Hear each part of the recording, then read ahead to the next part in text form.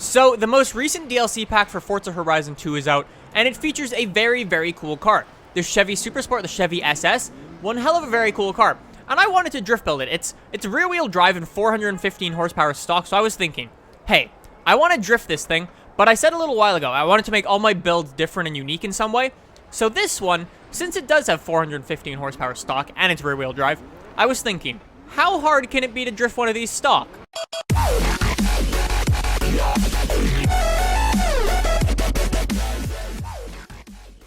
So I'm going to head up to one of the best drifting roads in Forza Horizon, my favorite drifting road in Forza Horizon, Mini Fuji, and ignore the Hulk paint job on it for right now. It's a work in progress. It looks pretty cool, I think, actually, for this car. So for those of you who don't actually know, the Chevy SS, or the Chevy Supersport, is based on, you meanie bobini, is based off the Holden VF Commodore, which is an Australian car, and I know there's a lot of Australians out there who are like, why can't we have Australian cars in Forza Horizon 2? Because currently there are none, right?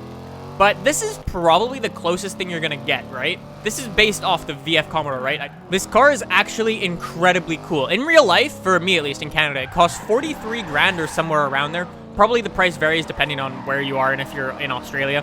VF Commodore may cost completely different price, I don't really know. But it's really cool because it has 415 horsepower for a stock car, which isn't bad. And then it costs 43 grand. What is that, like $100 per horsepower? That's not bad at all. When you compare that stat to something like, I don't know, a bog standard BMW 3 Series or a Audi A4, like a stock one, right? Just like your basic Audi A4. That's around 40 grand or so. You're not getting anywhere near 400 horsepower. There's no way. This is really cool. I really like this thing. It's a car that's very rare. You never see these driving around. I've actually never seen one. I've been many places in the States and I've never actually seen one of these, which is surprising actually, considering how good it is. I guess really the only downfall of it is that it is really powerful. And a bunch of probably consumers probably don't want that much horsepower for a standard car. It also probably, I don't know the stat, but it probably, I'm assuming, gets probably quite shit gas mileage because it is 415 horsepower. But hey, if you do like cars and you just want something hella powerful, this is one hell of a good option. Same thing goes with like the Challenger Hellcat and the Charger Hellcat now. What are those, 700 horsepower or whatever? Those are really, really decent. Those are really hella good cars. And again, when you compare that to like, I don't know, your German equivalents that cost around the same, like if you compare like a Challenger Hellcat to like a BMW M3, based on power, you're up a lot. I guess, hey, the only downfall of having like a Hellcat or one of these like American cars is, hey, you're not driving around in a luxury saloon. So yeah, the only downfall of really going for something like this, when you compare it to some of those German cars, is probably the name is the biggest factor in that. When you're buying something like a BMW or an Audi or Mercedes, the main feature you're paying for, let's be honest, is to say, I could drive a BMW. It's like, that's really all there is. So verdict for this thing as a stock drifter? By the looks of it, it's not bad, considering I'm not the best drifter out there. And keeping in mind that I could do a little bit better with my gears. The only problem with that I'm having with it is those gears. If I keep it in third, like I prefer to with my drift cars, it just sort of like doesn't do very well. Anyways, let's head back to the festival and tune this thing up and give it some more power, some bigger tires for the rear. Actually, we don't need bigger tires because it's already sitting on quite grippy ones, but we'll do some upgrades and see what we can muster up. All right, so we definitely got to do something with those gears. Those gears were just terrible last time. So I'm gonna toss on all the gear parts so I can tune those, as well as make this thing a little bit lighter. Because what's the stock weight on one of these? 3,900 pounds. That's not exactly light. So I'm gonna lighten it up as much as possible as well. Also need some brakes because that's sometimes an issue for big American cars. A lot of horsepower. Kind of forget about the handling stuff. So brakes, springs, we need handling as well. So what are we going to be able to bring the weight down to? Whoa, we're going to get 800 pounds out of this thing. 3,100 pounds, that is not bad at all. So here's the plan. Let's take this up to 550, 600 horsepower or so. Let's see how it does with that. 606 horsepower? That'll do nicely. Let's just get a quick tune going, the same tune that I've been using for all my drift cars. And we'll get this thing. Oh wow, look at the setup of this thing's stock. That's quite strange. I've never seen anything with just zeros. I wonder why Chevy has done that.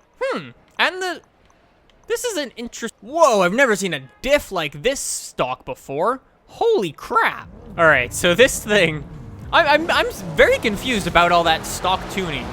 That was very, very strange. So anyways, let's bring Hulk back to the best drifting road. Oh my god, that tail.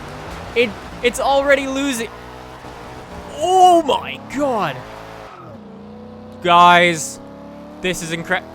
You know how I said you need to change your pants for a Hellcat? You gotta change your pants for one of these as well.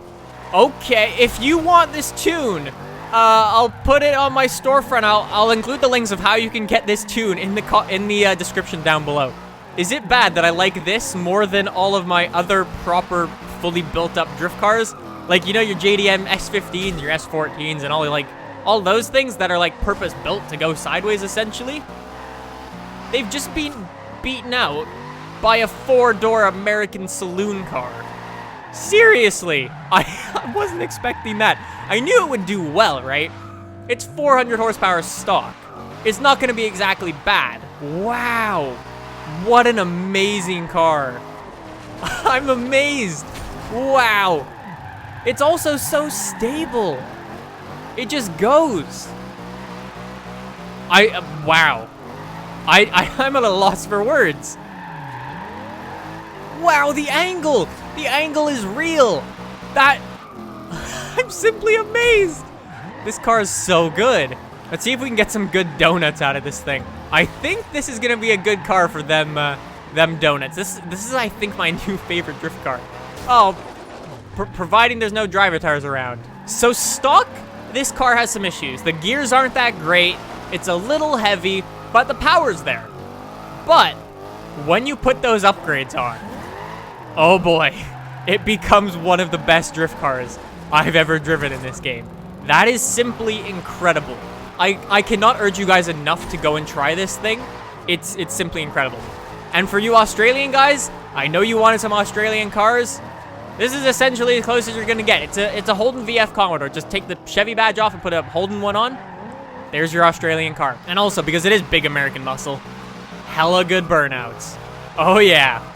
So there you go. There's one hell of a good car. I really wasn't expecting that. So anyways, guys, like I said, if you do want the tune for this, I will make it available for you guys. I will upload it. If you want, I will include the directions for how to download it in the comments down below. And you can check it out for yourself. Anyways, guys, thank you again very, very much for watching. If you do enjoy these videos, click that subscribe button down below for more of these types of videos in your subscription box. Anyways, guys, thank you again very, very much for watching, and I will see you in the next one.